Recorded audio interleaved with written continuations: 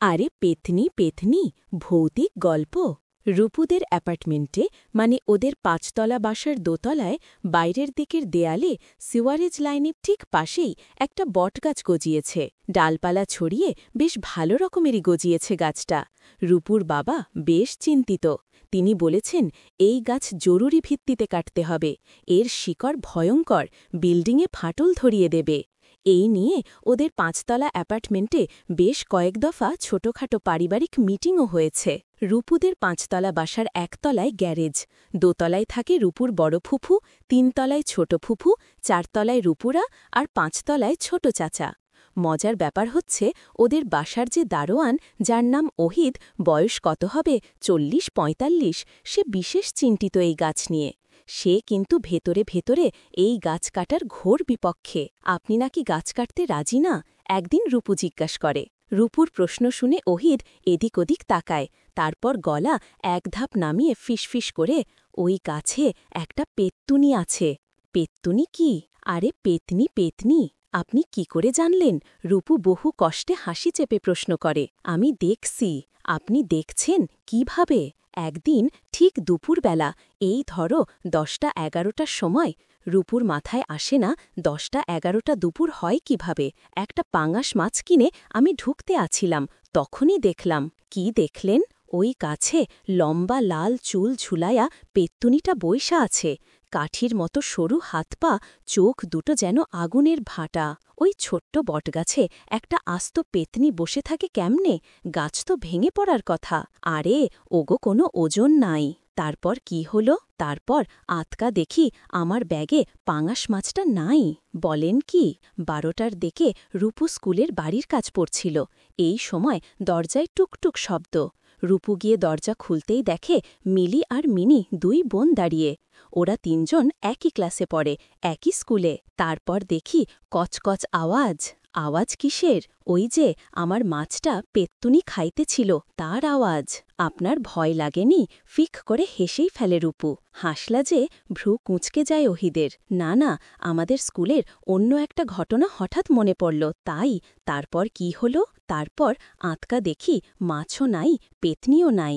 ওই দিন বিকেলে আবার পারিবারিক মিটিং, মেজ ফুফুর বাসায়। বিষয় ওই দেয়ালের বটগাছ কাটা। ছোট চাচা গম্ভীর হয়ে বললেন, এই গাছের শিকড় সিওয়ারেজ লাইনে ঢুকে গেছে। একে শুধু কাটলেই হবে না, এর শিকড় পুরোটা টেনে বের করতে হবে, নইলে আবার গজাবে। তারপর অ্যাসিড ঢালতে হবে ওই জায়গায়। কিন্তু কাটবি কিভাবে?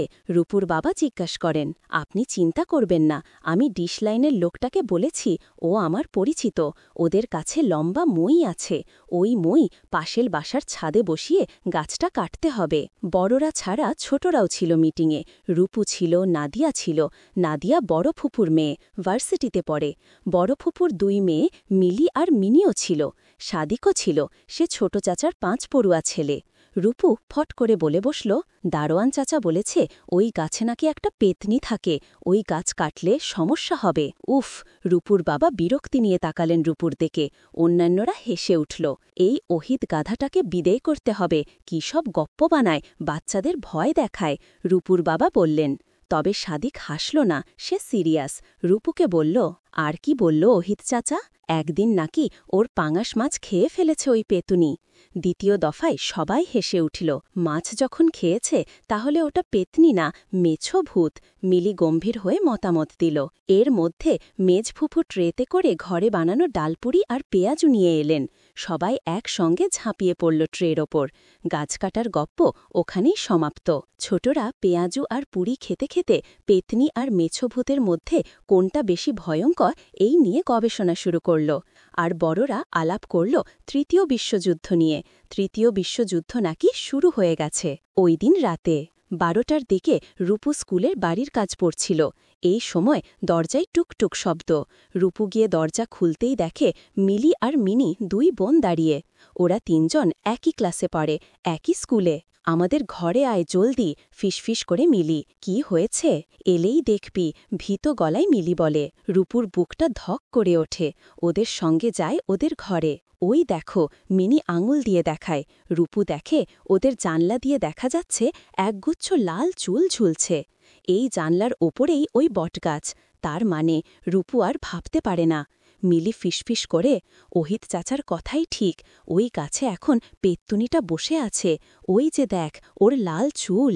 তবে ভয়ের কথা হচ্ছে ওই রাতেই নাদিয়া আপু গা কাঁপিয়ে জ্বরে পড়ল, পরদিন ভার্সিটিতে যেতে পারল না। পরে ওদের পেতুনির চুল টানার কাণ্ডকারখানা শুনে বড় ফুফু রীতিমতো রেগে গেলেন। কয়েক দফায় লবণ পানি খাওয়ানো হলো নাদিয়া আপুকে।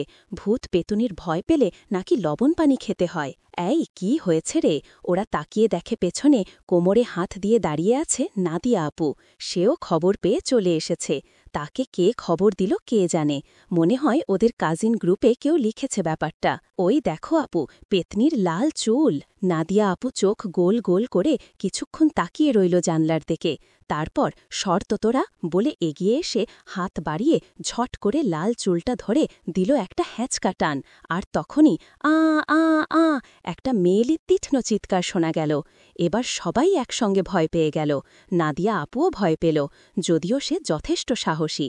ঠিক তখনই জানলার বাইরে একটা দানা ঝাপটানোর শব্দ শোনা গেল, যেন অনেকগুলো পাখি একসঙ্গে হুড়মুড় করে উড়ে চলে গেল। পরদিন সবাই অবাক হয়ে দেখল বাইরে বটগাছটা নেই, বটগাছের কোনো চিহ্নই নেই। আর অবাক কাণ্ড, বাসার কারো ফ্রিজে কোনো মাছেরও বংশ নেই। মেজ ফুফুর ডিপ ফ্রিজে নাকি ফুফা একটা বড় চিতল মাছ রেখেছিলেন, সেটাও উধাও। একসঙ্গে সবার ফ্রিজের সব মাছ উধাও। এর ব্যাখ্যা কি? রূপু অবশ্য ভেতরে ভেতরে মহা খুশি। মাছ তার অসহ্য, গন্ধ নাগে। তাদের ফ্রিজেও বাবা পাবদা মাছ কিনে রেখেছিলেন রূপুকে মাছ খাওয়ানো শেখাবেন বলে, সেই সব মাছও উধাও। মেজ ফুফু অবশ্য বলছেন এসব ওই পাজি হুলো বিড়ালটার কাণ্ড।